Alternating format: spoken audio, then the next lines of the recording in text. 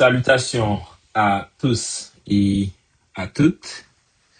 Je tiens d'abord à remercier les organisateurs et organisatrices de cette conférence pour leur invitation et aussi pour l'opportunité de partager avec vous quelques réflexions sur l'évaluation de la vulnérabilité sismique des bâtiments en Haïti.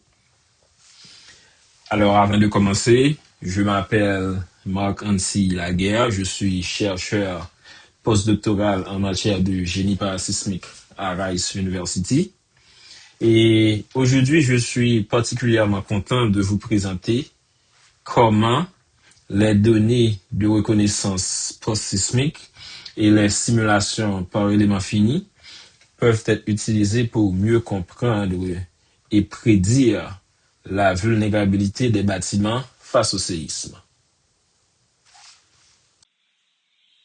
Alors, ma présentation aujourd'hui est organisée en plusieurs parties. Je commencerai par une introduction et quelques faits historiques sur Haïti. Ensuite, je présenterai le concept de vulnérabilité sismique, les études de reconnaissance post-sismique, la modélisation numérique et les approches d'évaluation de la vulnérabilité. Je terminerai aussi par quelques conclusions et perspectives d'avenir.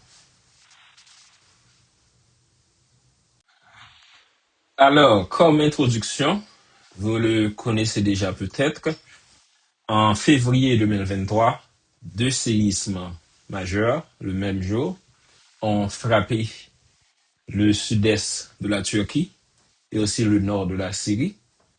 Et ces tremblements de terre ont causé plus de 50 000 décès et aussi des centaines de milliers de bâtiments endommagés ou détruits.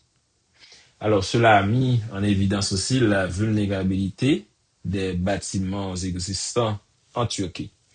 Dans la photo à droite que vous voyez là, il s'agit d'exemples de dégâts observés pendant ce tremblement de terre en Turquie.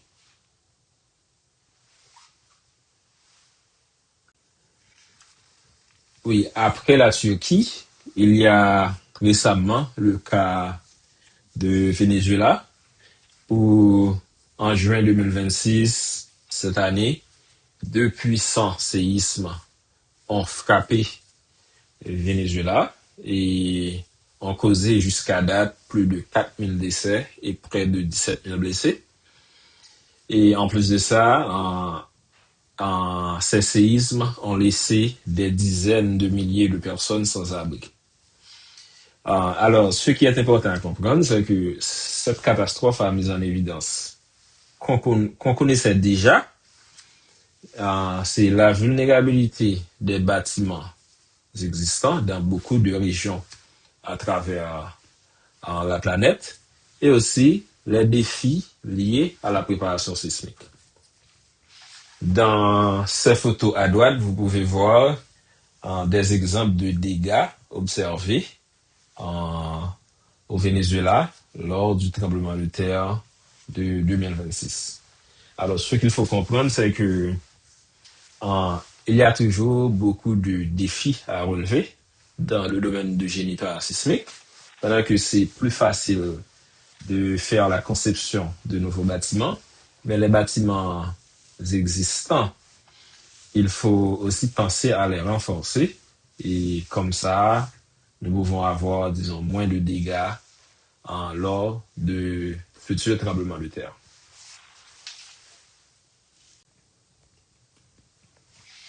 Alors, après la Turquie et le Venezuela, on connaît tous Haïti. Un séisme de magnitude 7.0 a frappé la zone métropolitaine de Port-au-Prince en 2010. L'épicentre, c'était à Léogane, à environ 17 km de Port-au-Prince.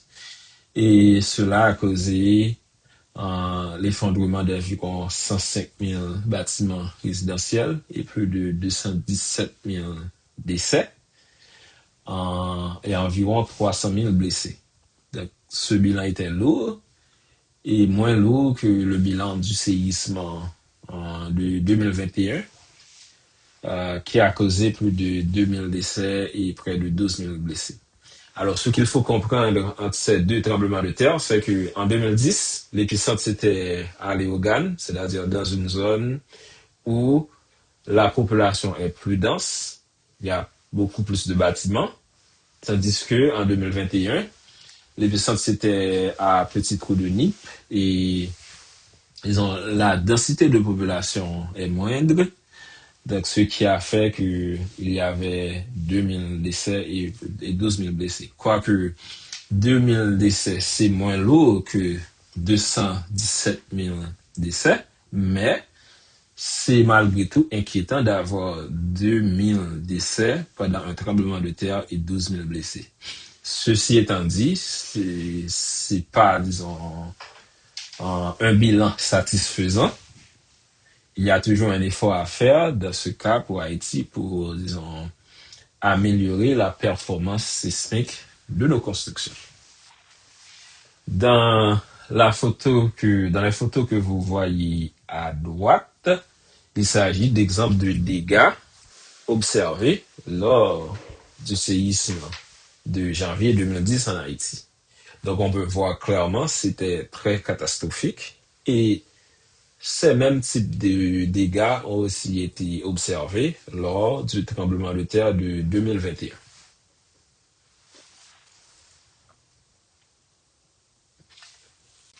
Alors, c'était pour introduire ce qui s'est passé et donner un peu d'histoire concernant les tremblements de terre à travers le monde et aussi en Haïti. Mais il faut comprendre aussi, avec chaque tremblement de terre, et il y a beaucoup de changements. Particulièrement en Haïti, il y a des dates importantes à comprendre par rapport au secteur de la construction. La chronologie que vous voyez là montre que le risque sismique fait partie de l'histoire d'Haïti, car en 1751, il y a eu un séisme à Port-au-Prince, et ensuite, en 1770, un autre séisme. Et après, en 1842, au Cap-Haïtien, il y a eu un grand séisme. Donc, ce tremblement de terre a eu un bilan très lourd. On parle de 50% de la population qui est décédée. Sur 10 000 habitants, il y a eu 5 000 morts. Donc, c'était très lourd et vraiment douloureux.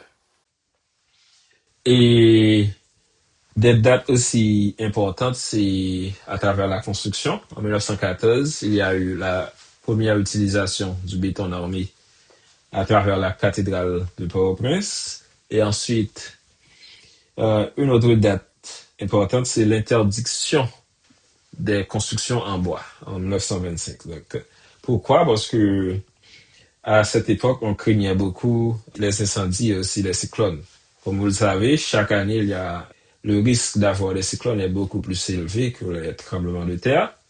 Donc, à cette époque, on se souciait des cyclones, mais on ne pensait pas vraiment aux tremblements de terre, car on a remplacé les constructions en bois par des constructions en béton. C'était devenu beaucoup plus à la mode. Et on parle même que les constructions en béton donnaient l'impression d'avoir un statut beaucoup plus élevé dans la société, car c'était plus paracyclonique que les constructions en bois. Mais malheureusement, il a fallu environ 100 années pour comprendre que ces constructions en béton que nous avions commencé à partir de 1914 étaient très vulnérables face au tremblement de terre. Pendant que ces constructions pouvaient résister au vent et aussi mieux à l'incendie, mais elles avaient une très grande vulnérabilité face au tremblement de terre. Et même la cathédrale de Port-au-Prince, qui était la première construction en béton, et s'est effondrée. En réponse à tout ça, il y avait une prise de conscience. Et dès 2012, il y a la publication du Code national du bâtiment haïtien. Et tout de suite après, malheureusement, en 2021, un autre séisme dans le grand sud d'Haïti. Et après, il y a la réédition du Code national du bâtiment d'Haïti en 2025. Donc, je pense que ces dates sont importantes à comprendre. Il faut voir aussi que il y a un lien entre dégâts sismiques, entre vulnérabilité et aussi des décisions politiques. Donc, c'est important à comprendre ce lien entre politique publique et dégâts sismiques observés. OK? Mais par rapport à tout ça, une question fondamentale se pose. Comment les ingénieurs et les chercheurs doivent-ils aborder ces défis majeurs auxquels de nombreuses régions sont confrontées? Alors, une partie de cette réponse réside dans le développement d'outils capables de prédire la vulnérabilité des bâtiments. Si on parle de mitigation sismique, il faut pouvoir, disons, développer des outils qui peuvent aider à faire des prédictions. C'est-à-dire, si on a une construction, un bâtiment, il faut pouvoir, disons, évaluer la potentialité de ce bâtiment à subir des dommages en cas de tremblement de terre. Alors, la mitigation sismique, c'est l'ensemble des mesures et actions mises en œuvre pour réduire disons, ces conséquences humaines, matérielles, économiques et sociales disons, des séismes, en cas de séisme. Et maintenant, les outils prédictifs de vulnérabilité permettent d'anticiper les dommages, de mieux gérer les crises et de construire des communautés plus résilientes.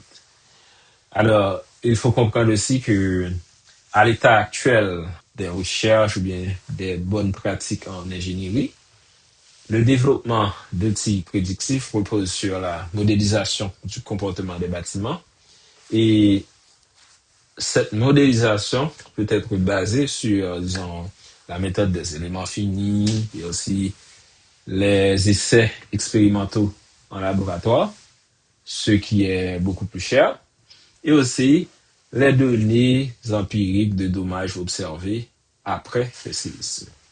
Alors, ce qu'il faut comprendre avec les outils de prédiction, c'est que avant un séisme, ces outils peuvent aider à identifier les bâtiments prioritaires pour le renforcement. Et juste après un séisme, ces outils peuvent aider à estimer rapidement les dommages. Et aussi, après des séismes majeurs, ils peuvent aussi aider à guider la reconstruction. OK?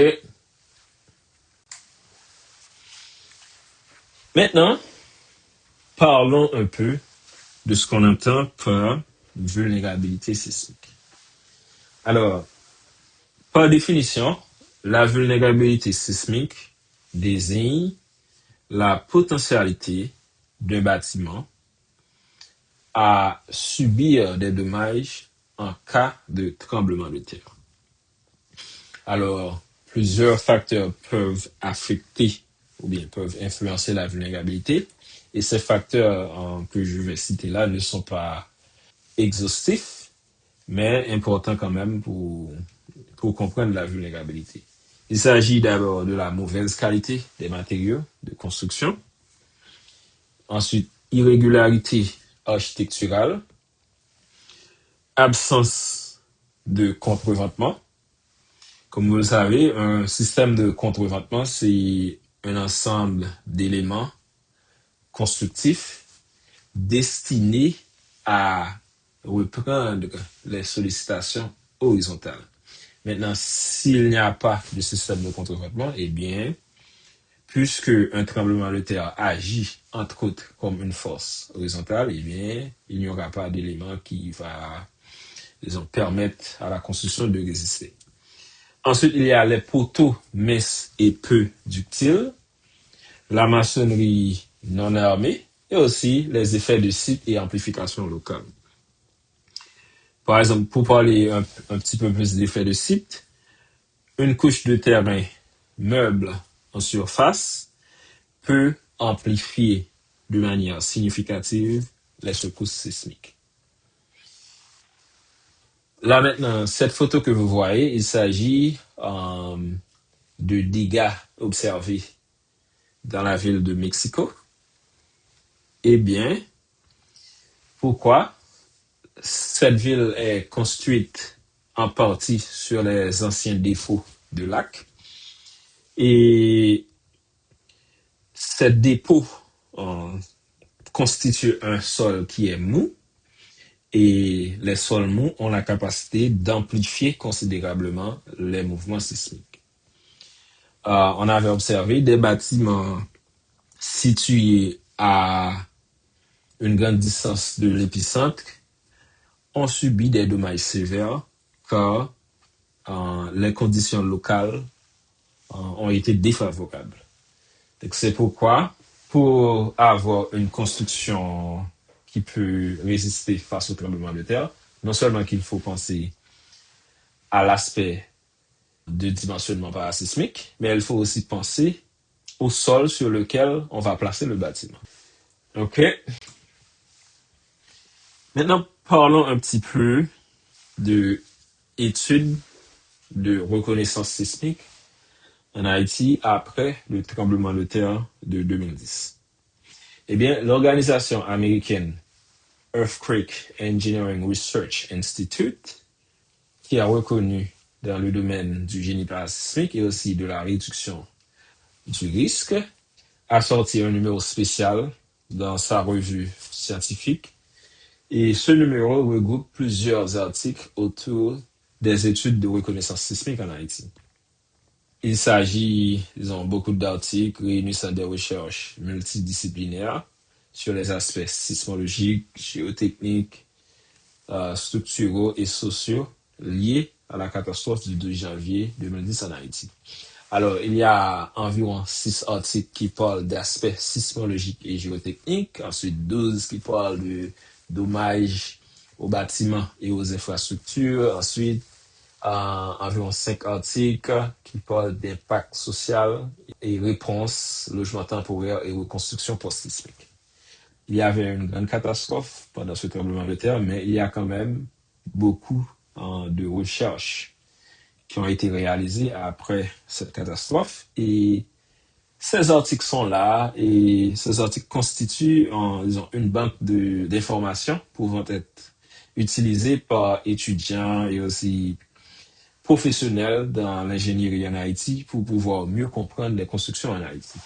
Et dans cette présentation, on va parler aussi de quelques points importants retrouvés dans ces études de reconnaissance.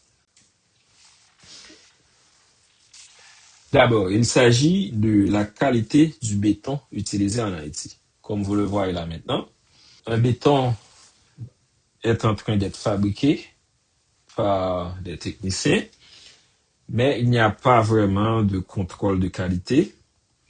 Et on avait dit que l'un des constats majeurs concerne la faible qualité du béton. Alors, des essais ont montré que il y avait eu environ une résistance moyenne de 9 mégapascales, qui est bien inférieure aux valeurs recommandées par le Code national du bâtiment d'Haïti. Alors, cette faiblesse s'explique en partie de nombreux effondrements observés lors du séisme du 2 janvier 2010. Dans ces photos, on peut voir clairement la présence de béton de mauvaise qualité. Et par exemple, dans la photo au milieu, on peut voir la distinction entre un béton où le dosage en ciment est correct et un béton mal dosé. Par exemple, lorsque le béton est bien dosé en ciment, ça a une apparence beaucoup plus grise, tandis que lorsque ce dosage n'est pas respecté, le béton devient plus blanc et cela révèle une faiblesse dans la quantité de ciment utilisé. Et cela peut aussi compromettre la résistance du matériau. Alors maintenant, parlons de maçonnerie non armée et non confinée en Haïti. Alors on dit que par définition, une maçonnerie non armée lorsqu'il n'y a pas de présence d'acier à travers le mur.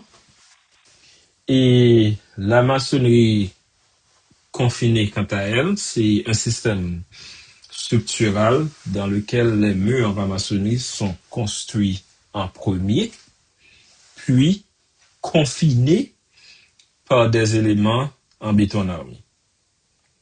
Par exemple, si on va avoir de la maçonnerie confinée, il faut d'abord construire le mur et ensuite faire le coulage des poteaux et chaînage en béton armé autour des murs. Et tout ceci, c'est pour assurer un meilleur lien entre le mur et le poteau. Ça a un meilleur comportement généralement en zone sismique. Mais malheureusement, dans le cas d'Haïti, on observe de nombreux bâtiments qui ressemblent à de la maçonnerie confinée parce que les murs sont souvent construits avant les poteaux. Mais cependant, la plupart de ces bâtiments ne correspondent pas à la définition d'une véritable maçonnerie confinée, car si vous voyez dans la photo à droite, l'espace qui existe pour faire le coulage des poteaux, c'est pas bien fait, c'est-à-dire le lien entre ce poteau-là et le mur ne sera pas fort.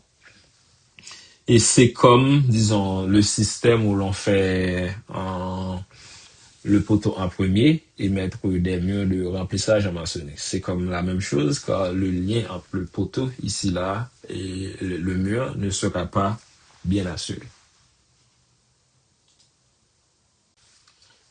Et comme conséquence, on l'observe souvent lorsque la maçonnerie n'est pas armée et n'est pas bien confinée, alors les murs ont tendance à s'effondrer très rapidement. Et ça peut causer, disons, des dégâts tant sur le plan disons, économique, mais aussi des pertes de capital humain. Donc, c'est pourquoi il faut penser à avoir des murs en maçonnerie bien confinés et bien armés, car les murs vont aussi, à la fin, participer à la résistance horizontale des structures. Et comme on va le voir tout à l'heure, lorsqu'une structure a un système de contreventement qui lui permet de résister aux forces latérales, eh bien, ça va donner une plus grande stabilité face au tremblement de terre, car on le sait, un tremblement de terre agit, entre autres, comme une force horizontale. Donc, on va voir à travers une petite vidéo illustrative. La structure contreventée est rigide, tandis que l'autre, elle est plus flexible. La structure contreventée est rigide, tandis que l'autre, elle est plus flexible.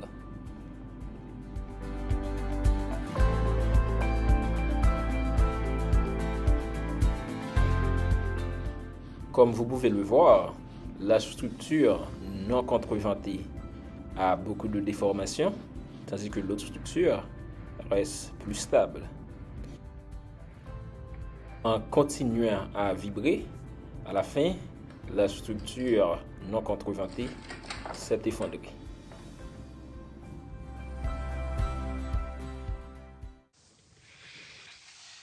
Ok. Là maintenant, commençons par parler de vulnérabilité plus pratiquement. On a parlé de facteurs qui influencent la vulnérabilité. On a vu des dégâts sismiques, on a vu beaucoup de photos. Mais comment vraiment quantifier cette vulnérabilité? Quelle méthode peut-on utiliser pour comprendre si un bâtiment est vulnérable ou s'il ne l'est pas? Eh bien, d'abord, on va voir la vulnérabilité évalués par modélisation numérique. Alors, dans mes recherches comme chercheur postdoctoral et aussi comme étudiant en doctorat avant, j'ai consacré une bonne partie des recherches à comprendre les poteaux non ductiles de type qu'on utilise en Haïti. Alors, par élément fini, ce qu'on fait, c'est sur l'ordinateur, on modélise le poteau et une fois qu'on a un bon modèle, on peut avancer et évaluer la vulnérabilité.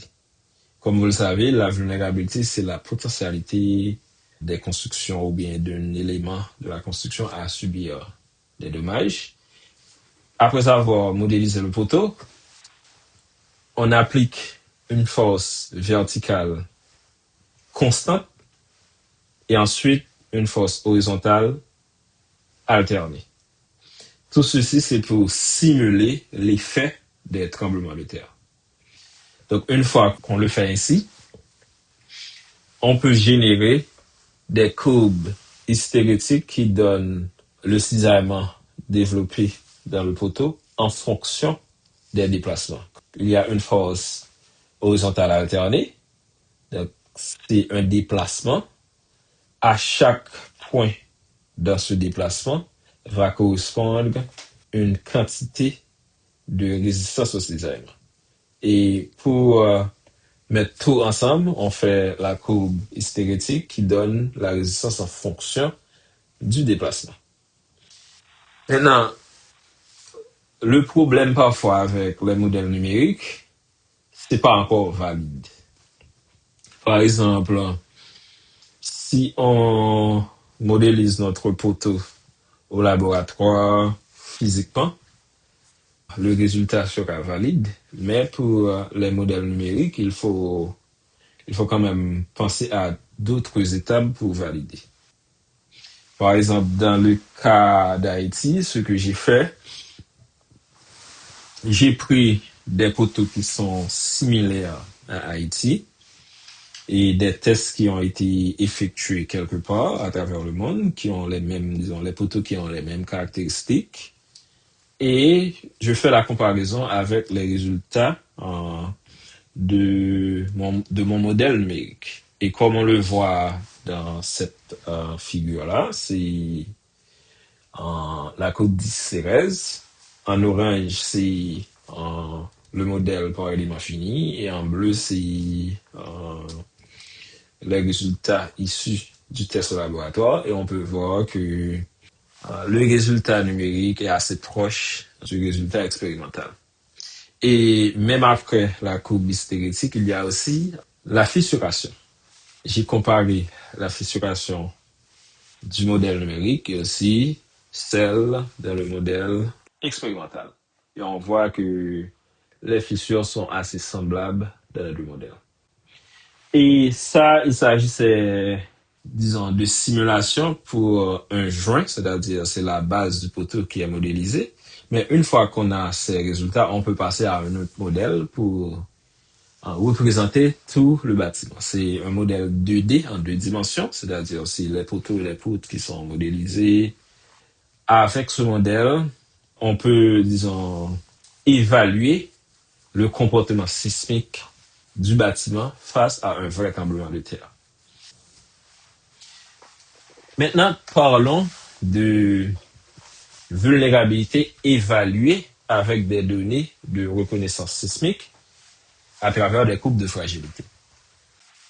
Alors, pour comprendre comment évaluer, c'est comment on le fait en général, c'est euh, pendant les études de reconnaissance post-sismique, ce qu'on fait, on va dans beaucoup de bâtiments, on relève le niveau de dommages associés et aussi les caractéristiques de ce bâtiment, c'est-à-dire par exemple le nombre d'étages, la date de construction, le nombre de poteaux, beaucoup de caractéristiques.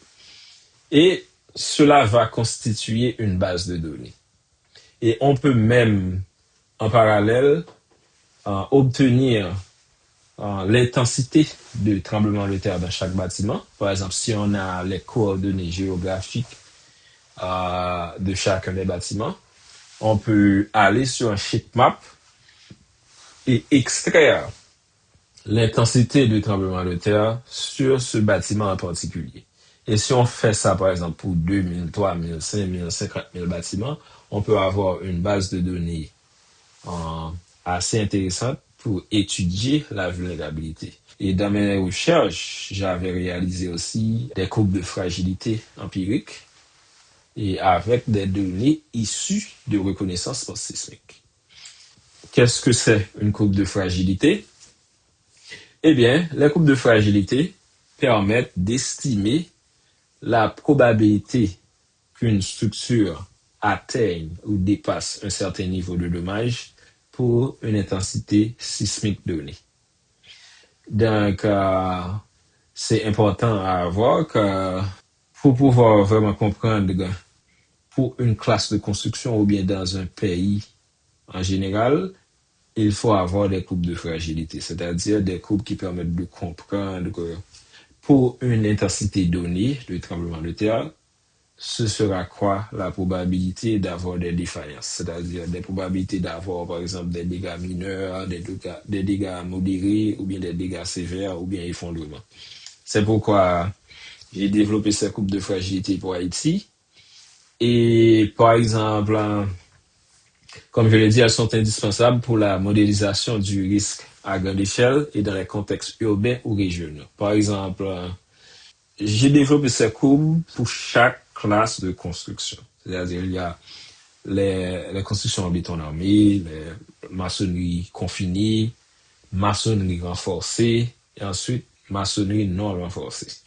Mais puisque si vous pouvez voir les probabilités d'atteindre les dommages pour chaque classe de dommages à travers toutes ces classes de construction, c'est apparemment presque les mêmes. Donc c'est pourquoi à la fin, j'ai combiné toutes ces classes de construction en une seule classe. Et comme ça, je peux avoir la probabilité de défaillance des constructions en béton et en maçonnerie en Haïti.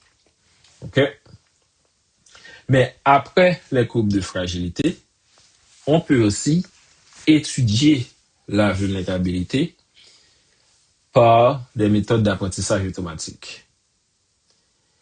Ce que je veux dire par là, apprentissage automatique, c'est le processus par lequel on montre à l'ordinateur des milliers d'exemples de bâtiments, leurs caractéristiques, par exemple le nombre d'étages, années de construction, matériaux, intensité de séisme, etc., en parallèle avec les dommages observés.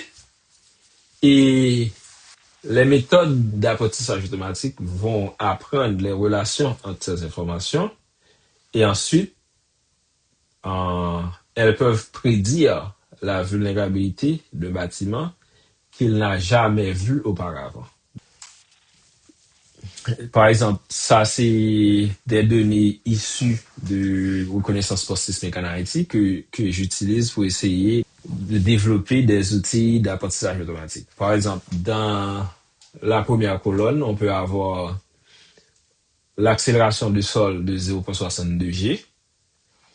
Deuxième colonne, nombre de niveaux.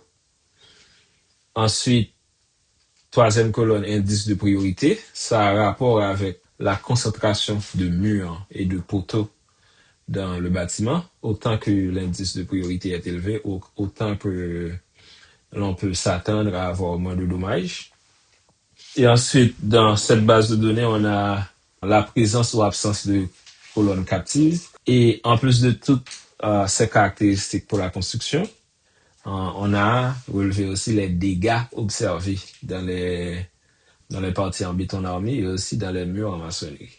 Donc, si on a des données pour 200, 300 bâtiments, on peut développer des outils d'apprentissage automatique pour pouvoir étudier la vulnérabilité. Et ces outils vont permettre après de généraliser ou bien d'évaluer des bâtiments qu'on n'avait jamais vus auparavant. Mais le problème avec ces méthodes d'apprentissage automatique jusqu'à date, c'est que, surtout lorsqu'on utilise des données empiriques, on n'a pas vraiment des résultats assez fiables. Par exemple, si le modèle dit, ou bien le modèle prédit qu'il y aura des dommages, et si en réalité on n'aura pas de dommages, donc il s'agit d'un problème, il s'agit de faux positif. Maintenant, si le modèle dit qu'il n'y aura pas de dommages, tandis qu'il y en aura, dans ce cas, il s'agit d'un faux négatif et c'est pas du tout désirable. C'est pourquoi un vrai modèle a une matrice de confusion. Disons, un bon modèle aura une matrice de confusion où les faux positifs et les faux négatifs sont très peu et on aura seulement des vrais négatifs et des vrais positifs. Il y a la mesure de précision globale en apprentissage automatique. Cette mesure de précision globale représente la proportion totale de prédictions correctement classifiées par le modèle par rapport à l'ensemble des données analysées. Par exemple, si on te dit que le modèle a 60% de précision globale, eh bien cela veut dire que sur 100 prédictions, seulement 60 sont prédites correctement. Et dans plusieurs études de cas par rapport au génie parasismique, la précision des modèles d'apprentissage automatique demeure limitée et leur capacité de généralisation pour prédire correctement des nouveaux cas reste parfois insuffisante. Pourquoi cela arrive ainsi? C'est parce que les approches basées principalement sur des données empiriques ou sur un nombre réduit de paramètres plus robustes tendent généralement à produire des précisions plus faibles. À l'inverse, si l'on a des paramètres plus robustes issus de simulations par éléments finis, par exemple, dans les simulations par éléments finis, on peut avoir des paramètres comme la résistance du béton, la résistance de l'acier, et tout ceci va aider dans les prédictions. Et c'est pourquoi aussi les futures recherches, à mon avis, en évaluation, disons, de développement d'outils d'évaluation de la vulnérabilité, pourraient bénéficier d'approches hybrides combinant données empiriques réelles et simulations en numérique avancée. Par exemple, les données empiriques réelles peuvent être utilisées pour aider à mieux calibrer les modèles numériques et ainsi on pourrait avoir des résultats beaucoup plus fiables. OK? Je donne quelques exemples d'études réalisées avec l'apprentissage automatique, avec des noms. Et je vais particulièrement un peu parler plus sur des études qui ont été réalisées avec des données post-sismiques en Haïti. Par exemple, l'une de ces études a donné une précision globale d'environ 68%. Et ensuite, l'autre, Jimmy Rital en Haïti, a réalisé, disons, a développé des outils d'apprentissage automatique qui ont donné une précision de 46%. Et avec 46%, cela veut dire que sur 100 prédictions, c'est 46 seulement qui sont correctes. Et donc, c'est pas encore OK. Et dans ces résultats, si vous pouvez voir, il y a une étude qui a donné environ 83% et une autre 74%. Mais il s'agit d'études où les données utilisées étaient générées par des simulations numériques.